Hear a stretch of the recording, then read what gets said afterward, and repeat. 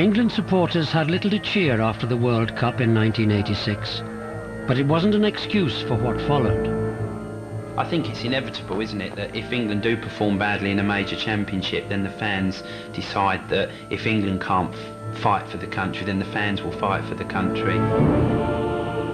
Instead of being feared on the pitch, England were feared for the behaviour of its followers off it.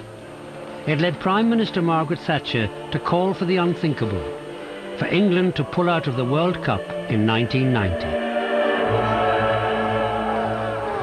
It is really a disgrace to Britain when English fans behave like this. It really is.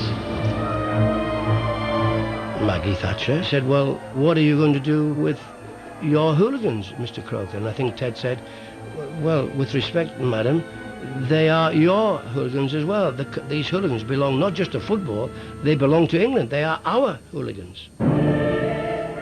England did go to Italia 90. Their reputation for hooliganism went before them, and the local police treated every supporter as a potential troublemaker. The siege mentality extended to the team. Criticised for their poor form, relations with the press were so bad, the players stopped talking to journalists at all. They ripped up a tabloid after rumours about a local hostess. It was the World Cup, but nobody wanted to talk about football. Don't worry about the outside factors. And you've seen the situation here in the World Cup. It's not easy with so many people around, looking for so many sides of the World Cup, much of it which doesn't apply to football.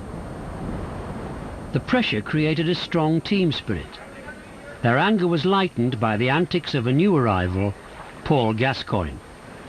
He was a great kid, to be honest, Gascoigne. I liked him because he was a bundle of fun. He made people laugh.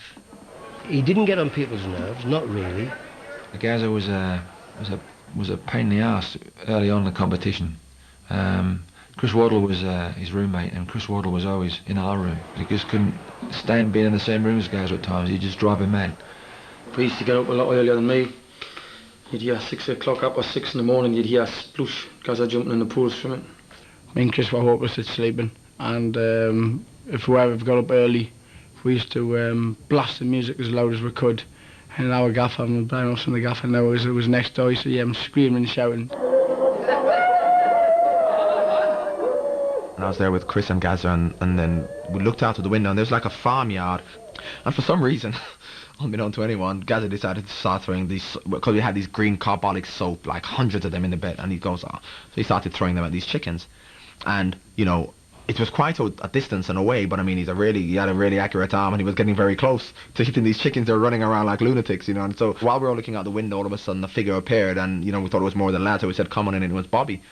So of course, me and Chris saw him before Gazza, so we kind of like naughty schoolboys backed away and stood up and kind of like went, you know, and he's going. So then Gazza was still throwing, and of course, when he went, well, what are you doing? And we went, and Gazza just went, I'm trying to hit them chickens, you know. And of course we went, I can't believe he said that. Gascoigne would make an even bigger impact on the pitch. But the first surprise was the team's World Cup single. It was quite good for a change. I'd never heard a New Order before. I mean, that's not my music, so I didn't know who they were. I thought these guys are going to turn up and do this song with me. In fact, I wanted who they were doing our song type of thing, you know, what they're doing with us.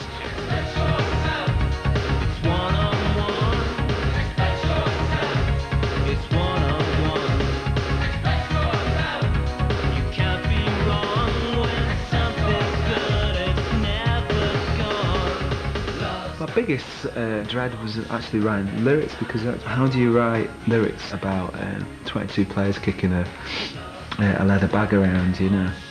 And of course it was just myself and Gazza, Chris Waddle, Des Walker and Peter Beardsley. They couldn't understand we're talking, so they didn't think we'd have any chance to understand we're rapping, so... 3 Geordies wouldn't be able to get the work ahead of me in terms of rapping, so it was between myself and Des. The others were slightly off goal, shall we say.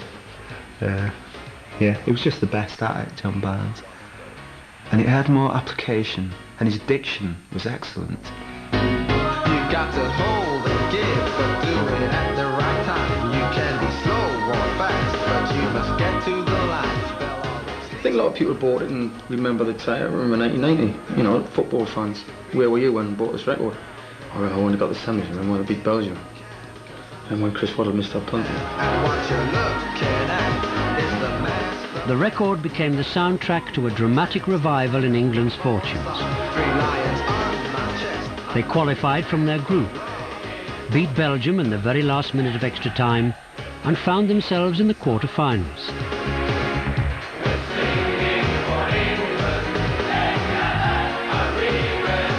They had exceeded all expectations, and the supporters were having a disco. The record got to #1, and the players were live on Top of the Pops. We're talking about big congratulations. John, cheers. How do you feel about the record first? How do you feel about the record first? Well, we're glad that it's at #1. Obviously, you know, we didn't play that much of a role in it. It's really a new order song, but we're happy that it's there. And then when we had this live link-up between England and Italy, and of course everyone then jumped on the bandwagon and this is our song and stuff like that. Gazza, tell me about the training and how preparations are going for the big match coming up on Monday. How are things going? Well, that has absolutely nothing to do with the record.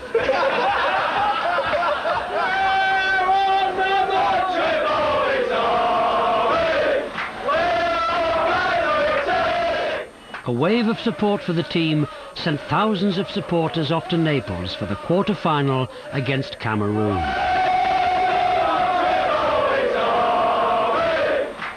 This is the most laughable sight I've ever seen. All these England supporters just crashed out in the sun like beached seals, you know, sunburnt, burning, drunk. I mean, you thought they'd all been shot or something. And they were just hanging around for the game. They're going to be there for a couple of days, you know. But why do you think Cameroon will win? Because England don't play good football. 2-0 to England. Why do you say that so confidently? No reason at all. Everyone back home said he'd be back after the first round.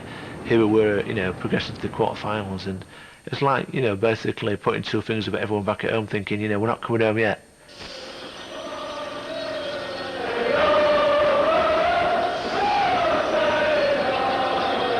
And when we got into the ground, there was this banner that said, "Naples welcomes English hooligans." And I was just thick as thieves attitude, where, I mean, it was all a bit silly, but you kind of felt they were very nice people, Neapolitans, you know. But again, that match was such a match to endure. Victory over Cameroon would mean England's first semi-final since '66. He's done it again! England into the lead, and everyone waited for more goals to follow. They did, but it was Cameroon that scored them. And has Miller! And the referee says penalty.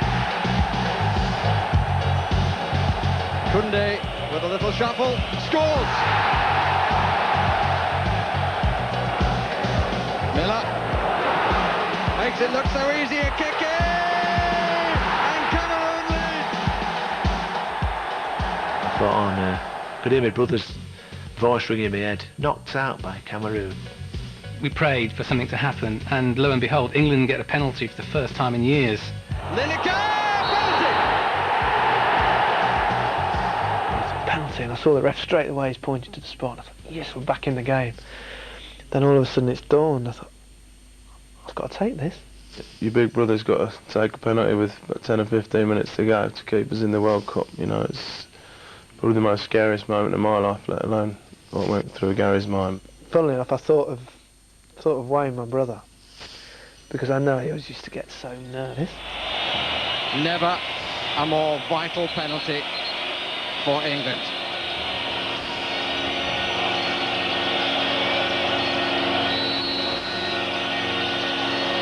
It's all square!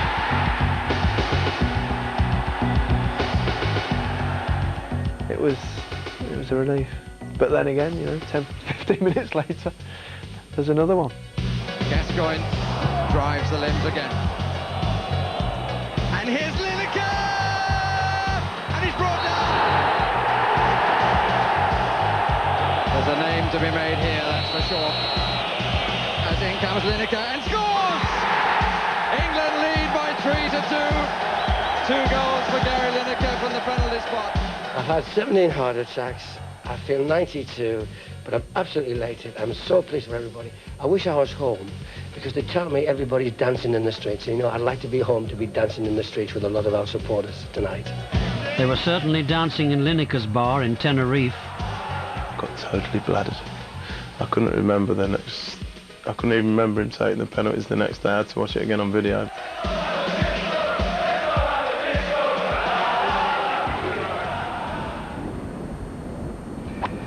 players tried hard to relax before their semi-final with Germany, the biggest game for 24 years. Just let me crosses.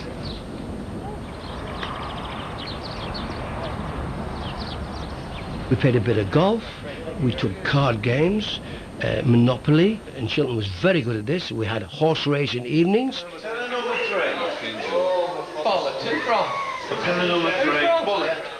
We used to have films sent over with American races in, and part of the fun and what have you, we used to sort of put the prices up, and Gary and myself used to be the bookmakers, and we'd have about 8 races in an evening, and it wasn't too serious, but we managed to get a few £100 up, you know, and we were having a good time. We started setting the mickey out, lads. Chilton was never stupid in terms of money, so he made more money than anybody else. We lost ours, he made money. Yeah. £50 number 1.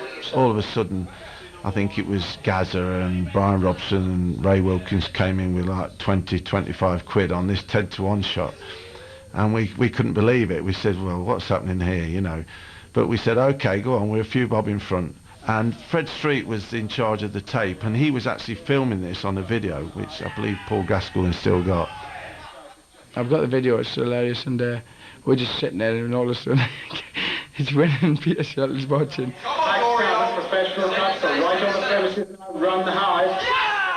This 10-to-1 shot was at the back, and suddenly it flew round and ended up winning by about a head.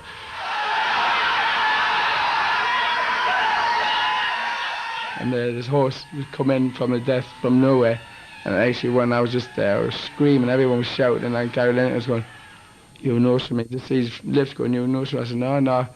And Peter Shilton fell off the chair, off his chair. He was gutted. Gaza was doing, at that time, Loads of Money was the rage with Harry Enfield, and he was walking around with these great wads of money, waving it in Shilton's face, saying, "Loads of money." Look at my wad! Look at my wad! And all you can see is Gary Lineker and myself going, "I can't believe this, I can't believe this." But what had actually happened, Fred Street had let the lads get in and preview the tape beforehand, so it had been a bit of a sting, really. And he was walking, the two of them were walking back to the room, we just cleaned them out, took all the money off him on this bet thing.